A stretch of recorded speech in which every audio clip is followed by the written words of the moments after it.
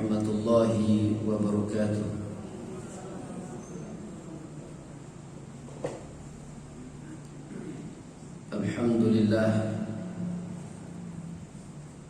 Alhamdulillahi rabbil alamin. Ahmaduhu subhanahu wa ashkuruhu wa atubu ilaihi wa astaghfiruh. Ashhadu an la ilaha illallah wahdahu la syarika lah. Ashhadu anna Muhammadan abduhu wa rasuluh sallallahu alaihi wa ala alihi wa ashabihi wasallam. Ya ayyuhalladzina amanu taqullaha haqqa tuqatih wa la tamutunna illa wa antum muslimun. Bapak ibu-ibu kaum muslimin wal muslimat, sidang jemaah subuh pembahasan rutin kitab tauhid yang dimuliakan dan dirahmati oleh Allah Subhanahu wa taala. Segala puji hanya untuk Allah Azza wa Jalla yang selalu memberikan kepada kita kemudahan menuntut ilmu syar'i. Karena orang yang selalu menuntut ilmu syar'i atau sering duduk di majelis ilmu akan selalu mendapatkan istighfar dari para malaikat, sehingga dosa-dosa orang yang belajar ilmu syar'i berguguran di sisi Allah Subhanahu wa taala karena doa dari para malaikat dan makhluk yang ada di bumi. Kaum muslimin wal muslimat rahimani rahimakumullah,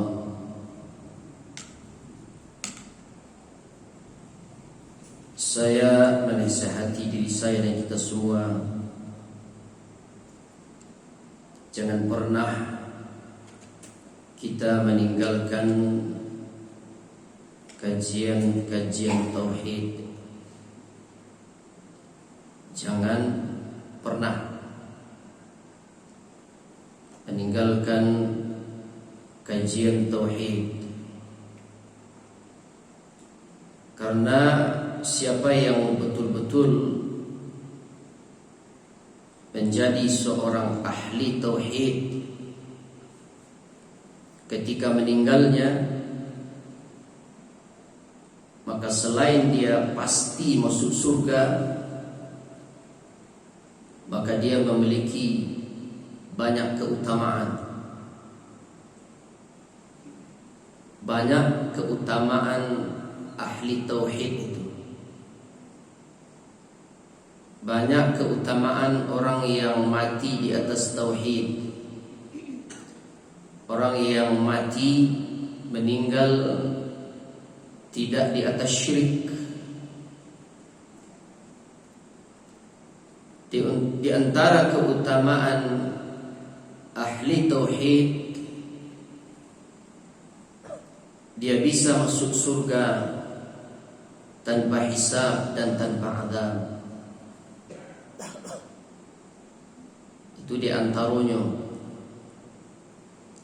Di antara sekian banyak keutamaan ahli tauhid, orang yang mati di atas tauhid, tidak di atas syirik, dia bisa masuk surga tanpa hisab dan tanpa azab. Masuk surga tidak dihisab, tidak diazab. Lena muhwa masuk sarugo indak dihisab, indak diazab. Itu diantara sekian banyak keutamaan ahli tauhid. Man haqqaqa tauhida dakhala al-jannata bighairi hisabin wala adzabin. Ini pembahasan kita pagi ini. Kalau selesai, man haqqaqa tauhida dakhala al-jannah, siapa yang mentahqiq tauhidnya. Nah, gitu. Tahqiq itu membersihkan atau mewujudkan. Siapa yang mentahqiq tauhidnya, siapa yang mewujudkan tauhidnya, dia bisa masuk surga tanpa hisab, bi ghairi hisabin, tanpa hisab, wala adzabin, dan tanpa azab. Sebagaimana hadis dari Husain bin Abdurrahman. Husain bin Abdurrahman ini seorang tabi'ut tabi'in, murid dari tabi'in, yaitu Sa'id bin Jubair. Jadi kan masa Rasulullah mengajarkan Islam ke sahabat, gitu kan? Meninggal Rasul, sahabat itu orang yang bertemu dengan Rasul, beriman kepada beliau sampai matinya, sezaman dengan Nabi SAW, itu sahabat. Jadi orang yang bertemu dengan Rasul, beriman kepada beliau, mati di atasnya, itu sahabat. Meninggal Nabi SAW, para sahabat punya murid-murid. Nah, murid-murid dari para sahabat ini disebut tabi'in. Siapa? Tabi'in, masa tabi'in. Tabi'in tidak bertemu dengan Nabi SAW. Tabi'in hanya bertemu dengan sahabat. Paham itu? Ya. Nah, meninggal para sahabat, murid-murid dari para sahabat dari kalangan para tabi'in punya murid-murid dari tabi'ut tabi'in. Nah, tabi'ut tabi'in ini murid dari para tabi'in, tidak bertemu mereka dengan para sahabat. Sahabat ini murid siapa? Rasulullah sallallahu alaihi wasallam. Para sahabat punya tabi'in, murid dari para sahabat. Tabi'ut tabi'in, murid dari tabi'in. Nah, itu dia. Masa sahabat, masa tabi'in, masa tabi'ut tabi'in. Husain bin Abdurrahman seorang tabi'ut tabi'in, murid dari seorang tabi'in, Sa'id bin Jubair. Tabi'ut tabi'in ini siapa tadi? Orang-orang yang bertemu dengan tabi'in atau murid dari tabi'in. Sedangkan tabi'in ini apa? Orang-orang yang bertemu dengan para sahabat atau murid dari para sahabat. Nah, inilah yang disabdakan oleh Nabi sallallahu alaihi wasallam, khairun nasi qarni. Sebaik-baik umat masaku. Masa siapa itu? Masa sahabat. Itu Rasulullah yang mengatakan, sebaik-baik umat masaku. Khairun nasi qarni, sebaik-baik umat masaku. Thumma alladhina yalunahum, kemudian setelahnya. Masa siapa? Masa tabi'in. Ini sebaik-baik umat. Thumma alladhina yalunahum, kemudian setelahnya masa tabi'ut tabi'in. Ini sebaik-baik umat. Rawal Bukhari wa Muslim. Sebaik-baik umat. Sebaik-baik umat itu baik akidah mereka, baik ibadahnya, baik muamalahnya, baik akhlaknya, baik tentang apalagi baik tentang tauhidnya, itu di masa sahabat. Kemudian masa tabi'in, kemudian masa tabi'ut tabi'in, kata Nabi SAW. Ini sebaik-baik umat. Kalau awak ikuti yang 3 generasi ini, masa sahabat, masa tabi'in, masa tabi'ut tabi'in, kalau awak ikuti cara berislamnya mereka, kita ikuti cara berakidahnya mereka, kita ikuti cara beribadahnya mereka, kita ikuti cara berdakwahnya mereka, berakhlaknya mereka, bermuamalahnya mereka, maka kita akan menjadi sebaik-baik umat. Kita akan jadi sebaik-baik umat. Kalau tidak awak ikuti, akan jatuh kita kepada kesesatan, kepada kebid'ahan, apalagi nanti bisa jatuh kepada kesyirikan. Nah, Husain bin Abdurrahman ini seorang tabi'ut tabi'in, murid dari seorang tabi'in, yaitu Sa'id bin Jubair. Sedangkan Sa'id bin Jubair murid dari seorang sahabat, yaitu Ibnu Abbas radhiyallahu anhuma, sepupu Nabi SAW. Sa'id bin Jubair murid dari Ibnu Abbas. Husain bin Abdurrahman mengatakan, kuntu 'inda Sa'id bin Jubair faqala, aku sedang duduk, sedang berada di sisi Sa'id bin Jubair. Kata siapa? Kata Husain bin Abdurrahman. Husain bin Abdurrahman ini siapa tadi? Lalu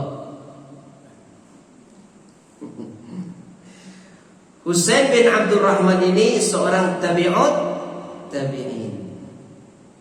Tak lama lalu kalau ketika mengaji, ya kan? Berat duduk itu, kalau duduk di pengajian itu berat. Banyak godaan, banyak rintangan.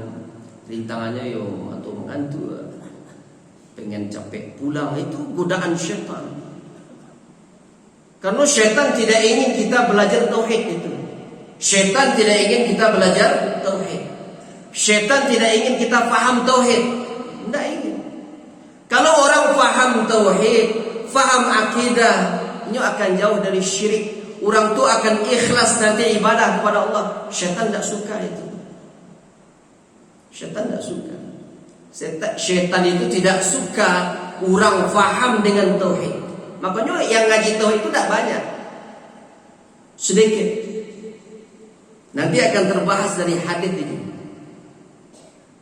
Kenapa banyak orang kafir daripada orang muslim? Kenapa banyak orang yang lebih banyak muslim yang syirik dari muslim yang bertauhid? Begitu. Walaupun sekete orang wajib tauhid itu juga nanti kena mengantuk. Dibuatnya tidak faham oleh syaitan. Apa kata Sa'id bin Husain bin Abdurrahman, seorang tabi'ut tabi'in? Kuntu 'inda Sa'id bin Jubair faqala, aku sedang berada di sisi Sa'id bin Jubair. Lalu dia bertanya, Sa'id bin Jubair, ayyukum ra'al kawkab alladhi inqadha al-bariha? Siapa di antara kalian yang melihat bintang jatuh semalam? Kata Husain, saya, katanya. Saya. Akan tetapi kata Husain bin Abdurrahman, sesungguhnya ketika itu aku sedang tidak melaksanakan sholat malam. Ini tabi'ut tabi'in. Tidak mungkin seorang tabi'ut tabi'in tidak sholat malam, tidak mungkin. Tidak mungkin seorang tabi'ut tabi'in itu tidak sholat malam, tidak mungkin. Tidak mungkin. Tapi dia berusaha menyembunyikan amalnya, amal sunnahnya, untuk menjaga keikhlasan. Kalau orang terdahulu itu tidak mau dia menceritakan amalnya kepada orang lain untuk menjaga ria, supaya jangan ada timbul maksud keinginan agar amal itu dipuji oleh orang. Kalau kadang-kadang kan suka menceritakan amal ibadah. Bukan sedang puasa ini, bukan seteri malam rajin sholat malamnya, mau tombol cakung, itu macam-macam. Akhirnya timbul ria dan semacam, timbul syirik kecil. Para tabi'ut terdahulu tidak seperti itu. Mereka menjaga keikhlasan mereka dalam beribadah kepada Allah Subhanahu wa taala. Ketika itu aku sedang melaksanakan sholat, akan tetapi aku disengat oleh binatang berbisa. Aku disengat oleh binatang berbisa, kata Husain bin Abdul Rahman. Lalu apa kata Zaid bin Jubair? Fama sonakta. Husain bin Abdul Rahman disengat kalajengking. Lalu apa kata Zaid bin Jubair? Fama sonakta. Apa yang kamu lakukan? Kata Husain bin Abdul Rahman, irtaqaitu. Saya minta diruqyah. Apa katanya? Irtaqaitu, saya minta diruqyah. Sa'id bin Jubair bertanya lagi, apa yang membuatmu melakukan itu? Maksudnya, ada tak dalilnya? Dalilnya apa? Ditanya dalil. Dalilnya apa? Adakah dasarnya dari Al-Quran dan Sunnah? Saya disengat kalajengking. Lalu irtaqaitu, aku minta diruqyah. Ma dalilnya? Seperti itu. Awak berislam itu begitu. Dalilnya ma Al-Qurannya, mana hadisnya? Hadisnya sahih enggak? Oh, riwayat siapa? Kalau riwayat Sahihul Bukhari wa Muslim, nomor berapa hadisnya? Kalau aku ditanya seperti itu, aku bisa buktikan. Ini hadisnya di kitab itu nomor sekian, di kitab itu hadisnya nomor sekian dalam Sahihul Bukhari, dalam Sunan Imam Ahmad, dan bisa kita sebutkan. Karena Islam ini wahyu, hujah. Awak pun harus kritis, walaupun kau seorang ustaz. Atau dalilnya ustaz, di mana sumbernya itu? Tanya. Karena ini masalah akhirat. Masalah akhirat. Masalah kita akan hidup selamanya di akhirat. Selama-lamanya. Dunia aku sebentar. Awak nunggu giliran ini. Entah besok siapa yang mati, entah lusa siapa yang meninggal, tak tahu. Sebentar hidup ini, sebentar hidup ini. Mana dalilnya? Mana dalilnya? Kata Sa'id bin Jubair. Kata Husain, hadithun haddatsanahu Sya'bi. Kata Husain bin Abdul Rahman, hadithun haddatsanahu Sya'bi. Sebuah hadis yang disampaikan oleh Asy-Sya'bi kepada kami. Sa'id bin Jubair bertanya, apa yang disampaikannya kepadamu?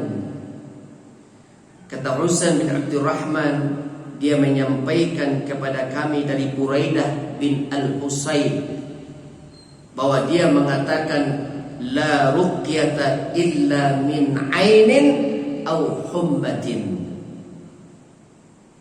La ruqyata illa min ainin aw hummah. Tidak ada ruqyah kecuali karena terkena oleh penyakit ain atau sengatan. Tidak ada ruqyah jampi-jampi. Tidak ada ruqyah, tidak ada mantra-mantra kecuali terkena oleh penyakit ain atau sengatan. Ain itu mata jahat. Kalau pernah bahas kan, ada orang memandang orang lain tapi tidak diikuti dengan kalimat barokah, tidak diikuti dengan kalimat barokah, lalu nyo pandang awak lamo-lamo, atau mungkin dipandang dengan pandangan kebencian, hasad, itu orang yang dipandang tadi bisa kena ain, kena sihir, bisa sakit tadi. Kalau anak kecil yang dipandang tanpa diikuti kalimat barokah, itu anak itu nanti bisa kena pelasik. Makanya kalau memandang anak ketek, jangan cubo-cubo dipandang tanpa diiringi kalimat barokah. Bisa menyeret itu anak-anak itu nanti. Pelasik itu tidak perlu dipelajari. Ada anak kecil, pandanglah lama-lama, pandang lama-lama. Pulang orang yang memandang itu nanti menyeret dia. Kata awak kini pakai kenai pelasik. Nah makanya ketika memandang anak kecil, ikuti dengan kalimat barokah. Barakallahu fiik. Semoga Allah memberkahimu, deh rancaknya anakku lain. Nah, begitu. Diikuti dengan kalimat barokah. Tapi kalau tidak dipandang-pandang saja, dia bisa kena ain. Sedangkan kita saja bisa kena ain, apalagi anak kecil. Jangankan secara langsung, foto itu bisa jadi media sihir. Foto awak dipandang orang lama-lama itu bisa kena. Orang yang ada di dalam foto itu bisa kena ain, kena sihir. Makanya dilarang oleh Nabi SAW, diharamkan memajang foto. Apalagi gini, foto dipajang di media-media sosial. Tidak pakai jilbab lagi. Makanya banyak orang yang terkena oleh sihir. Apa kata Usaid? La ruqyata illa min ain aw humma. Tidak ada ruqyah kecuali terkena oleh ain atau sengatan. Maksudnya, kalau ada orang terkena oleh sihir guna-guna atau binatang berbisa, maka mengobatinya dengan ruqyah syar'iyyah lebih manjur. Kalau ada orang terkena oleh sihir, terkena oleh guna-guna, terkena oleh sengatan binatang berbisa, oleh ular, oleh kalajengking, mengobatinya dengan ruqyah syar'iyyah lebih manjur daripada pengobatan yang lain. Karena Nabi SAW pernah diruqyah dan pernah meruqyah, tapi bukan meminta diruqyah. Nah, nanti di ujung hadis ini akan dibahas orang yang masuk surga tanpa hisab dan tanpa azab. Kalau ada orang terkena oleh binatang berbisa, ruqyah. Alhamdulillahirabbil alamin arrahmanir rahim malik, bacakan Al-Fatihah. Bacakan, lebih manjur. Terkena oleh gigitan ular, ruqyah, langsung ruqyah. Ruqyah sendiri, tidak usah diminta ruqyah orang-orang lain. Ruqyah. Kemudian apa kata Sa'id? Telah berbuat baik orang yang mengamalkan apa yang dia dengar. Akan tetapi Ibnu Abbas menyampaikan kepada kami, kata Sa'id, dari Nabi SAW, bahwa beliau bersabda, uridat alayyal umam. Apa kata Nabi SAW? Uridat alayyal umam. Umat-umat ditampakkan kepadaku. Jadi Nabi SAW melihat umat-umatnya di hari kiamat nanti, ditampakkan kepada beliau, ditampakkan umat-umat kepada Nabi SAW oleh Allah Subhanahu wa Ta'ala pada hari kiamat. Nih, ditampakkan kepada Nabi SAW. Uridat alayyal umam, umat-umat ditampakkan kepadaku. Jadi Rasul sudah melihat umat-umat di hari kiamat nanti. Fara'aitun nabiyya wa ma'ahu rahtu. Ada seorang, aku melihat, kata Nabi SAW, aku melihat ada seorang Nabi yang diikuti kurang dari 9 orang. kurang dari 10 orang. Nampak di Nabi SAW di hari kiamat nanti ada seorang Nabi yang diikuti, yang punya umat kurang dari 10 orang. Wan nabiyyu wa ma'ur rajul wa rajulan. Lalu aku melihat ada lagi seorang nabi yang diikuti 1 atau 2 orang. Ada seorang nabi yang dilihat Nabi SAW yang nanti berjalan pada hari kiamat, umatnya cuma 1 atau 2 orang. Bahkan Nabi SAW melihat an-nabi wa laysa ma'ahu ahad. Ada seorang nabi yang tidak diikuti oleh seorang pun. Ada nabi itu kan banyak, tidak hanya 25, banyak. Yang ada di dalam Al-Quran cuma 25 yang disebutkan. Tapi banyak para nabi dan ratusan jumlahnya. Nah, ada nabi yang tidak punya pengikut. Ada nabi yang tidak punya pengikut. Pada hari kiamat nanti ada nabi yang akan berjalan sendirian, tidak ada pengikutnya. Oleh karena itu, jemaah sekalian, banyaknya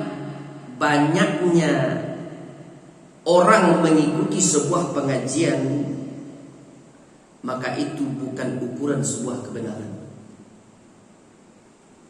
Banyaknya orang mengikuti sebuah pengajian, itu banyaknya orang mengikuti pengajian Ustaz Fulan nih, berarti Ustaz Fulan benar. Itu bukan ukuran kebenaran. Karena ada nabi yang tidak punya pengikut.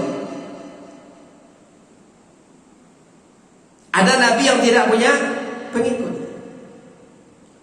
Padahal seorang nabi dan seorang rasul adalah utusan Allah Subhanahu wa taala. Akan tetapi setelah mereka berdakwah puluhan tahun, bahkan ratusan tahun, tidak ada di antara mereka yang tidak mengikuti dakwah Nabi tersebut. Tidak ada orang yang mendengar dakwahnya. Lah berdakwah Nabi itu ratusan utusan Allah. Lah berdakwah Nabi itu ratusan tahun, puluhan tahun, bahkan ratusan tahun, tidak ada umatnya, tidak ada orang yang mendengar. An-nabi wa laysa ma'ahu ahadun. Ada seorang nabi yang tidak punya pengikut. Oleh karena itu, sebuah kebenaran tidak boleh diukur dengan banyaknya pengikut. Tidak boleh diukur dengan banyaknya. Kebenaran itu tidak boleh awak ukur dengan banyaknya orang yang mengikuti. Karena banyaknya orang yang mengikuti dalam sebuah pengajian, maka belum tentu pengajian itu pengajian yang benar. Belum tentu lah. Oh, banyak pengajian Ustaz Fulan, berarti Ustaz Fulan benar. Belum tentu. Belum tentu pengajiannya pengajian yang mengikuti Al-Quran dan Sunnah Nabi SAW, belum tentu. Makanya jangan sampai kita menganggap benar sebuah pengajian gara-gara banyak orang yang menuruti pengajian itu. Jangan sampai gitu. Jangan sampai itu. Gara-gara banyak orang turut serta dalam pengajian tahlilan, lalu kita anggap itu sebagai sebuah kebenaran. Gara-gara banyak orang ikut serta pengajian selawatan, kan banyak tuh kan? Coba buka YouTube. Ratusan jutaan orang yang mengikutinya. Lalu sudah kita anggap itu sebagai sebuah kebenaran. Gara-gara banyak orang mengikuti atau turut serta dalam pengajian maulidan, lalu kita anggap itu sebagai sebuah kebenaran. Gara-gara banyak orang mengikuti pengajian yasinan, lalu kita anggap itu sebagai sebuah kebenaran. Kan banyak yang mengikutinya. kalau itu yang awak jadikan standar sebuah kebenaran, kita turut serta atau mengikuti atau menuruti sebuah pengajian Islam karena banyaknya orang yang mengikutinya, maka kita akan tersesat nantinya, kata Allah Subhanahu wa taala. Lihat surat Al-An'am 116. Nah, ingat itu ibu-ibu, kalau awak turut serta atau menuruti sebuah pengajian Islam karena banyaknya orang mengikuti pengajian itu, nanti itu akan tersesat. Awak menimbang kebenaran kalau jumlah orang banyak, orang awak kira itu kebenaran, lalu awak ikuti. Awak ikut-ikut sebuah pengajian karena banyaknya jumlah orang, tersesat nanti, kata Allah Subhanahu wa taala dalam surah Al-An'am 116. Allah firman, wa in tuti' aktsara man fil ardi. Kalau kamu mengikuti, kalau kamu menuruti kebanyakan orang-orang yang ada di permukaan bumi, apa kata Allah? Yudilluka an sabilillah. Yudilluka an sabilillah. Niscaya mereka akan menyesatkan kamu dari jalan Allah. Sasek ujung-ujung. Kalau jumlah orang banyak yang awak jadikan standar kebenaran, ujung-ujungnya sasek. Oh banyak mah, banyak orang ikut selawat-selawatan aku satu lawat cik. Berarti kau benar ini, ikut pulau. Oh banyak makan Maulid dan ikulah mendunia, ulang tahunnya Nabi ini sudah mendunia, satu orang pula. Sesat ujung-ujungnya, karena mengukur kebenaran dengan jumlah banyaknya orang. Oh banyak mah talilan-talilan kau meniguari nujari ikulah banyak orang ke muslimin mah, satu loa. Awak dolan di kampung awak ini. Kan banyak orang yang mengikutinya, maka awak tidak ikut. Kalau itu yang awak jadikan standar kebenaran, kita akan tersesat nantinya, kata Allah Subhanahu wa taala. Banyaknya orang menuruti pengajian, tahlilan dan yang lain-lainnya itu bisa lalu awak ikuti, maka kita akan tersesat. Jadi bukan jumlah banyak yang kita jadikan standar untuk mengikuti sebuah pengajian, bukan itu. Karena jumlah orang yang terdahulu di muka bumi dan sampai sekarang, ingat itu ibu, jumlah orang-orang terdahulu di muka bumi dan sampai sekarang banyak yang tersesat daripada yang ikut sunnah Nabi SAW. Banyak yang tersesat daripada ikut sunnah Nabi SAW. Jumlah orang-orang yang terdahulu di muka bumi sampai sekarang banyak yang musyrik daripada yang bertauhid. Banyak. Lihat firman Allah dalam surah Ar-Rum 42. Orang-orang terdahulu di muka bumi sampai sekarang lebih banyak yang musyrik, lebih banyak yang kafir daripada yang bertauhid. Lihat surat Ar-Rum 42. Qul sirru fil ardi fanzuru kaifa kana aqibatul ladina min qabl. Katakanlah Muhammad kepada mereka, sirru fil ardi, adakanlah perjalanan di muka bumi. Cobalah carilah di muka bumi ini. Carilah di mana-mana. Carilah di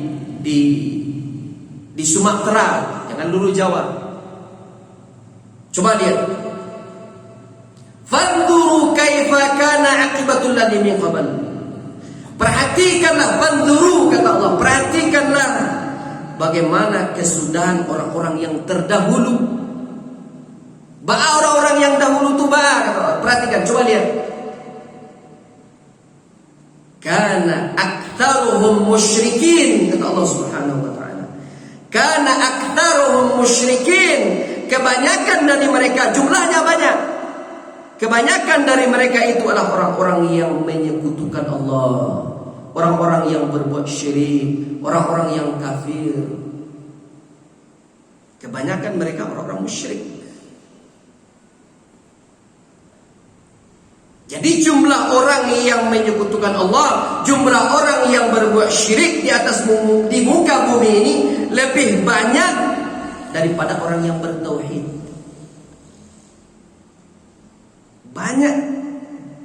Banyak orang kafir daripada muslim. Banyak orang kafir.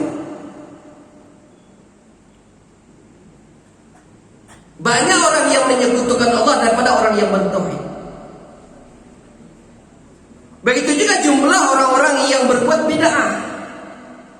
Banyak orang yang berbuat bid'ah daripada yang ikut sunnah. Yang ikut sunnah jumlahnya sedikit, seketiknya. Yang ikut sunnah itu jumlahnya sedikit, tidak banyak, sedikit. Demikian juga yang bertauhid kepada Allah Subhanahu wa taala jumlahnya sedikit, tidak banyak. Mana yang lebih banyak kaum muslimin yang ikut pengajian tauhid daripada yang tidak ikut pengajian tauhid? Lebih banyak orang yang tidak ikut pengajian tauhid. Tidak hanya di masjid kita ini, tidak hanya di daerah Hawa ini, tidak. Di luar juga seperti itu. Di luar juga begitu.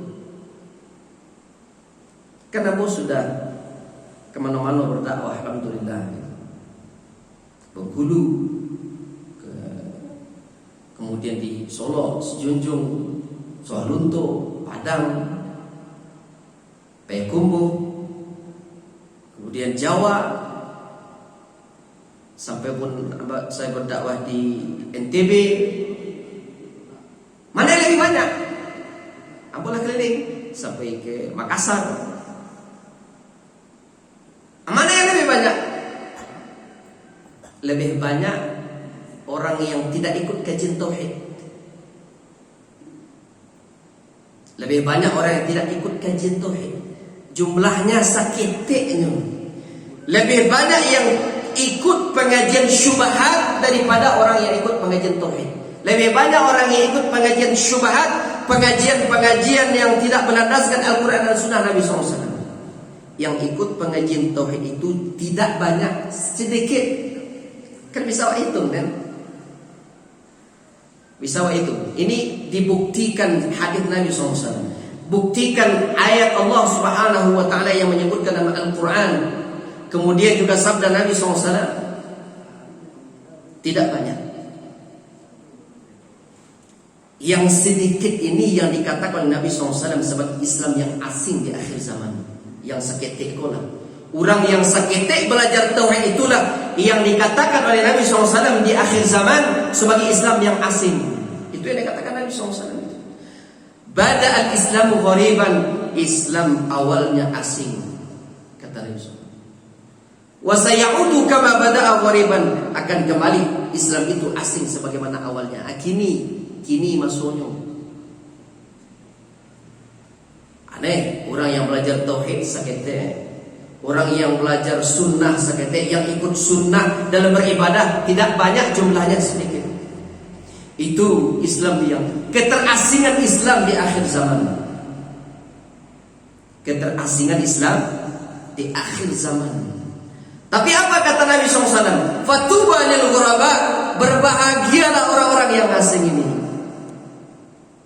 Berbahagialah orang-orang yang asing itu. Berbahagialah orang-orang yang belajar tauhid. Karena nanti dia akan mendapatkan kebahagiaan yang akan Allah berikan ketika di alam kuburnya, yang akan Allah berikan ketika nanti di hari akhirat di padang mahsyar itu. Berbahagialah mereka yang belajar tauhid. Berbahagialah orang yang beribadah kepada Allah, ikut sunnah Nabi SAW. Fatuba lil ghuraba, berbahagia orang-orang yang asing. Keterasingan Islam. Ba'atu asingnya Islam. Ba'atu asingnya Islam di akhir zaman ini. Coba ibu-ibu praktekkan tentang penyelenggaraan jenazah yang sesuai dengan sunnah Nabi SAW yang sudah kita bahas. Kan belum selesai perkara sholat. Kemudian nanti kita masuk pembahasan tentang pemakaman jenazah. Coba nanti praktekkan sesuai dengan sunnah Nabi SAW. Terasa sekali keterasingan Islam itu. Nah, kita lanjutkan. Kemudian kita lanjutkan hadis ini. Lalu apa kata Nabi SAW? Umat-umat ditampakkan kepadaku, maka aku melihat ada seorang Nabi yang diikuti kurang dari 10 orang. Ada seorang Nabi yang diikuti 1 atau 2 orang. Bahkan ada seorang Nabi yang tidak punya pengikut. Tiba-tiba ditampakkan kepadaku, kata Nabi SAW, sekelompok manusia dalam jumlah besar. Aku mengira itu adalah umatku. Maka dikatakan kepadaku, ini adalah Musa bersama kaumnya. Fanadhartu fa idza sawadun 'azimun faqilani. Lalu aku kembali melihat sekelompok manusia dalam jumlah besar. Kemudian dikatakan kepadaku, hadhihi ummatuka. Hadhihi ummatuka. Ini adalah umatmu. Ini adalah umatmu, kata Allah. Wa ma'ahum 70,000 yadkhuluna al-jannata bighairi hisabin wala 'adzabin. Di antara mereka, ini adalah umatmu, di antara mereka ada 70.000 orang yang akan masuk surga tanpa hisab dan tanpa azab. Tuh. Berapa jumlahnya? 70.000 ibu-ibu. Ada 70.000 orang yang akan masuk surga tanpa hisab dan tanpa azab. Alih masuk awak dalam 70.000 ini. Jumlah umat Nabi Muhammad SAW dari dahulu sampai hari kiamat nanti entah bermiliar-miliaran jumlah, ya kan? Ada 70.000 orang yang akan masuk surga tanpa hisab dan tanpa azab. Fa astazadtu rabbi, kata Nabi SAW. Lalu aku meminta tambahan kepada Rabbku. Diminta tambahan oleh Nabi SAW. Karena jumlah 70.000 sedikit, sedikit sekali 70.000 orang. Padahal umat Nabi Muhammad SAW miliaran jumlahnya sampai hari kiamat. Entah hari kiamat, entah berapa tahun lagi, entah berapa ratusan tahun lagi baru datang, kita tidak tahu. Kita tidak tahu. Awak entah sudah beratusan tahun lagi di alam kubur, baru hari kiamat datang, kita tidak tahu. Banyak jumlahnya. Aku minta tambahan kepada Rabbku. Fazadani ma'a kulli wahidin 70,000. Maka Allah menambahkan 70.000 orang. Ma'a kulli wahidin 70,000. Allah menambahkan 70.000 orang bersama setiap orang. Nah, jadi yang 70.000 itu masing-masing orang ini membawa 70.000. Berapa? 70.000. Kan 70.000 masing-masing yang orang yang 70.000 ini, satu orang itu membawa 70.000. Berapa? Banyak. Oh, banyak. Alhamdulillah. Mudah-mudahan nanti kita masuk di antara salah satu di antara yang 70.000 itu. Karena 70.000 masing-masing dari satu orang dari 70.000 itu membawa 70.000. Jadi masih ada harapan kita masuk di dalamnya. Menambahkan 70.000 orang bersama itu setiap orang. Annahum yudhi'u wujuhahum idha'atal qamari lailatal badar. Wajah-wajah mereka bersinar seperti sinar rembulan pada malam bulan purnama. Itu wajahnya nanti di hari kiamat, wajahnya bersinar. Yang 70.000 orang, ya jutaan, ya miliaran satu, karena satu orang membawa 70.000. Wajah mereka itu bersinar seperti sinar rembulan pada bulan purnama. Beda ini, orang yang masuk surga tanpa hisab dan tanpa azab, ini orang-orang ahli tauhid. Kemudian Nabi SAW bangkit berdiri. Lihat sedikit lagi, supaya bisa di hari Rabu yang akan datang kita jelaskan sejelas-jelasnya. Nabi SAW bangkit berdiri dan masuk ke dalam rumahnya. Maka para sahabat membicarakan tentang siapa mereka ini, orang-orang yang masuk surga tanpa hisab dan tanpa azab ini. Siapa ini? Siapa mereka ini? Sebagian mereka mengatakan, oh, mungkin mereka ini orang-orang yang menyertai Nabi SAW. Sebagian dari para sahabat mengatakan mungkin ini orang-orang yang dilahirkan di atas Islam, tidak menyekutukan Allah dengan suatu apapun. Ada para sahabat menyebutkan ini dan itu. Fa kharaja alaihim Rasulullah sallallahu alaihi wasallam. Lalu Nabi keluar. Nabi SAW tadi masuk, kemudian keluar kepada para sahabat. Fa akhbarahu faqala. Kemudian mengabarkan kepada mereka tentang apa yang sedang diperbincangkan. Dikabarkan oleh Nabi SAW.